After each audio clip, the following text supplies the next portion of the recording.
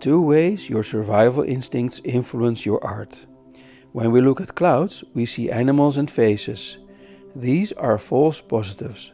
The animals and faces are not there. Think about what that must have meant for your ancestors.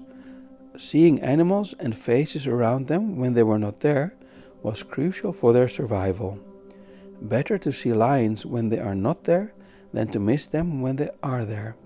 For your survival, in that case, false positives are better than false negatives, because false positive just means you were scared for nothing, and false negatives mean you were eaten because you missed a threat. We were hunter-gatherers only until recently. We settled into villages only 12,000 years ago, and our brains are still hardwired to lead a nomadic existence. This is why you can see a face if someone draws two dots and a line, and this is why we can cartoon faces and persons quite a bit and get away with it. Our brain still recognizes them as faces or figures. Use this freedom in your art. It is okay to deviate from realism in search of beauty, idealization and simplification.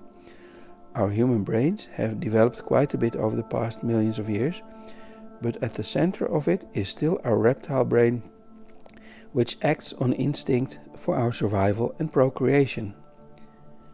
We are also social species, and status matters for procreation. If you have a high status, you will attract more attention from the opposite sex, so your reptilian brain will try to prevent you from taking risks that lower your status within the group. And here's the thing, making art is risky. You risk lowering your status in the group if your art is ridiculed for its poor quality. And so your reptilian brain constantly tries to talk you out of making art. It tries to talk you out of starting to make art, and so you procrastinate. If you manage to start, it tries to talk you out of finishing a piece of art. It tells you your art is crap and to throw it away. You have probably experienced this also.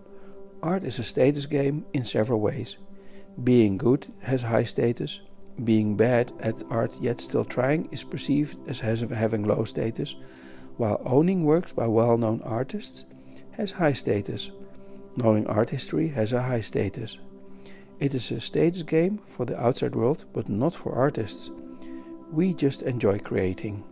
But we still have that reptilian brain that tries to instinctively and compulsively increase our status and also finding a partner. What works for me is to tell myself I won't show it to anyone. I reserve the back of my sketchbook, which I don't show to anyone, for having fun with a pen.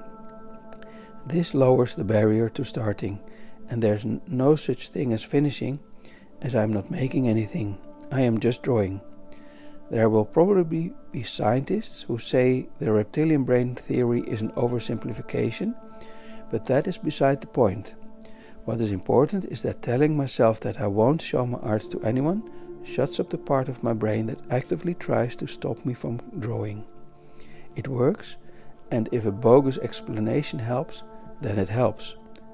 Check out the Practice Drawing This website, where I host lots of drawing practice resources which you can't find anywhere else.